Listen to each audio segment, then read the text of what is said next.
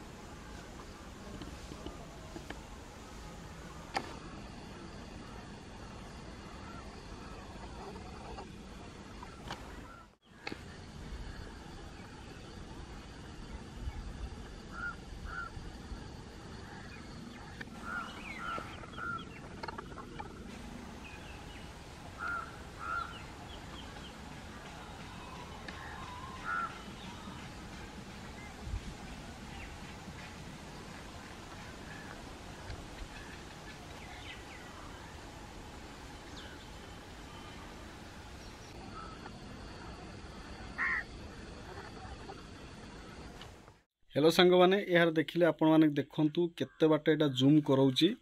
एटा देखंतु मु आकु 2-3 वर्ष पूर्वे आकु फ्लिपकार्ट रु मगैथिली 19,000 टका देइकरी। ये बहुत बाट पाखा कि 3 किलोमीटर 4 किलोमीटर पर्यंत जूमिंग करूची।